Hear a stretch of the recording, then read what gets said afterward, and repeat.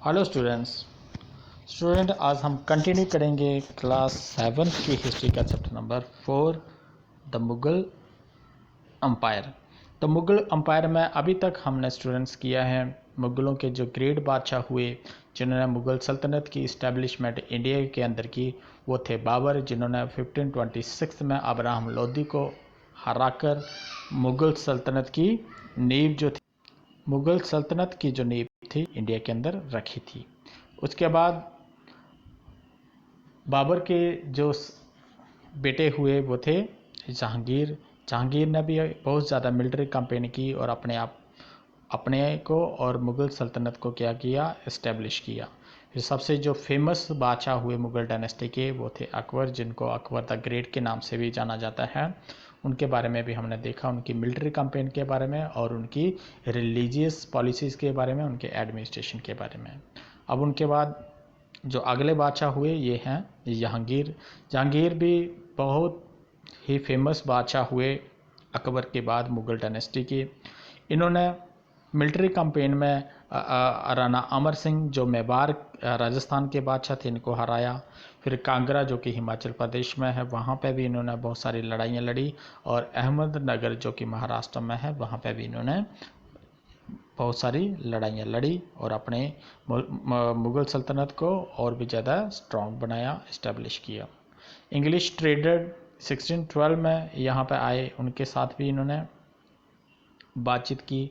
फिर 1650 में east India company जिन्होंने अपना एक ट्रेडिंग सेंटर जो था वो सूरत में खोला।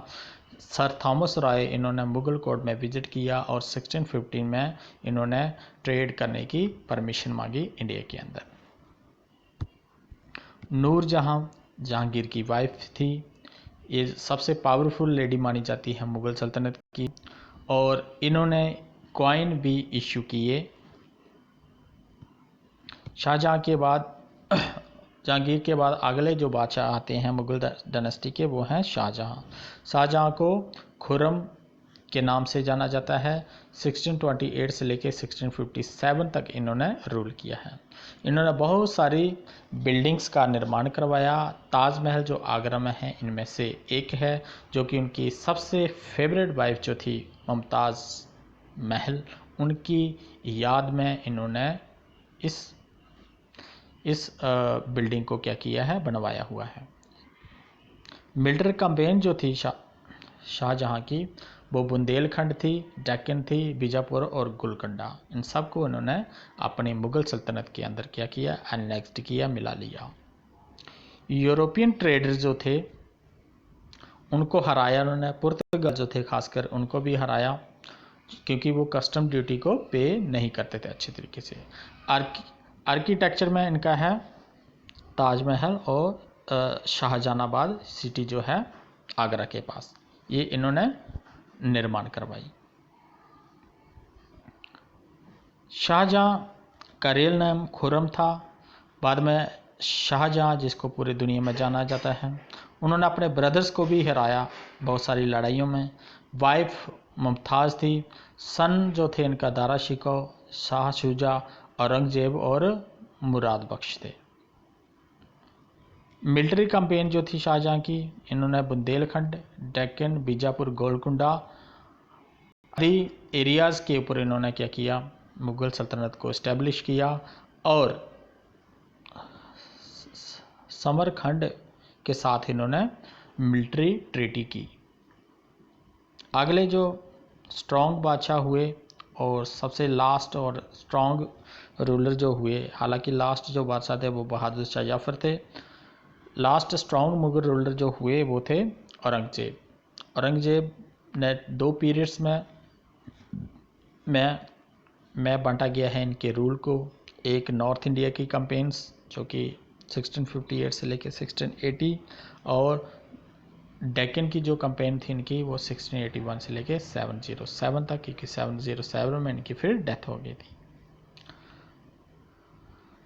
जो औरंगजेब थे ये ऑर्थोडॉक्स मुस्लिम थे, सिंपल लाइफ जिया करते थे। इन्होंने कभी भी जो कॉस्टली कॉस्ट्यूम्स होते हैं इन्होंने कभी नहीं पहने। ये सिंपल एक क्या करते थे, कैप पहना करते थे और इन्होंने क्या किया, कुरान की जो पाके कुरान हैं उनकी इन्होंने क्या की, कॉपीज़ की, जिनको जिंदा पीर के नाम से जाना जाता है। रिवोल्ट्स, औरंगज़ेब के टाइम में बहुत सारे रिवोल्ट्स देखने को मिलते हैं, जिनमें से आगरा और मथुरा के जट माने जाते हैं, सतनामीज़ बुंदेलखंड के और राजपूत सिख्स और मराठा। इन सब के अगेंस्ट जो थे औरंगज़ेब को बहुत सारे रिवोल्ट्स का सामना करना पड़ा। हालांकि इन्होंने एक एक करके सब के ऊपर क्या किया, कंट्रोल कर लिया। डक्कन पॉलिसीज़ कैसी थी? डक्कन की जो पॉलिसीज़ थी, लास्ट 26 ईयर कंसंट्रेटेड इन दक्कन। जो औरंगज़ेब के लास्ट 26 ईयर थे उन्होंने डक्कन को कंसंट्रेट करने में गुजारे।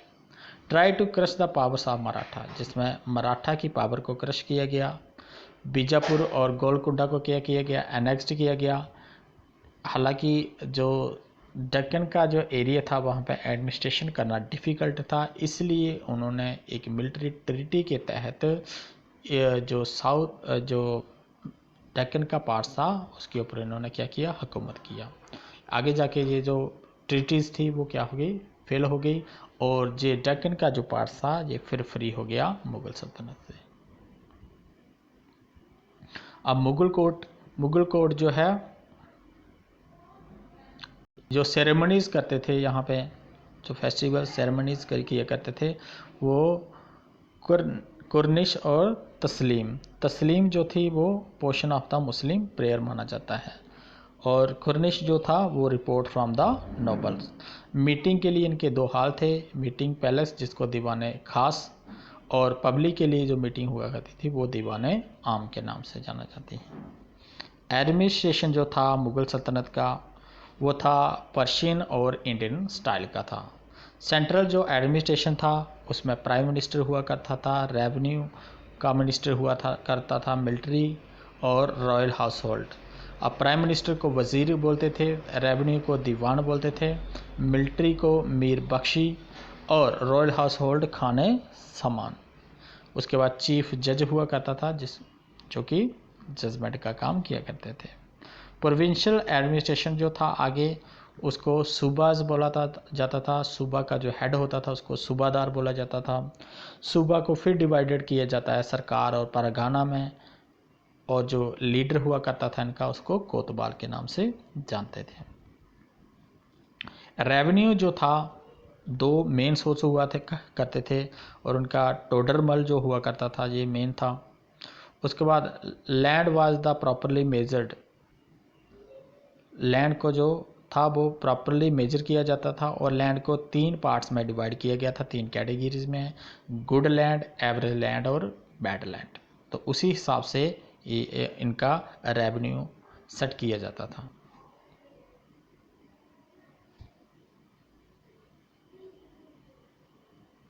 उसके बाद रिलीजन क्या हुआ, Mughal followed the different kinds of religion. Mughal जो थे वो अलग रिलीजन को फॉलो करते थे। इट वाज नेम्ड सुल्खे कुल के नाम से जाना जाता था। As in the wide expanse of the divine compassion there is a room for all classes of the follower of the all creeds. उसके बाद यहाँ पर क्या हुआ करता था, एक हॉल हुआ करता था, और हॉल में जितने भी रिलीजन के लोग होते थे उनके लिए रूम हुआ करते थे। In his imperial dominion which on all sides were limited only by the sea, there was room for the professors of the opposite religion। फिर रूम हुआ करते थे उन प्रोफेसर्स के लिए, उन लोगों के लिए जो दूसरे रिलीजन की नॉलेज रखा करते थे। For believes good and bad and the roads to intolerance was closed. Sunnis and Shias met in one mosque and Christians and Jews in one church to prayer।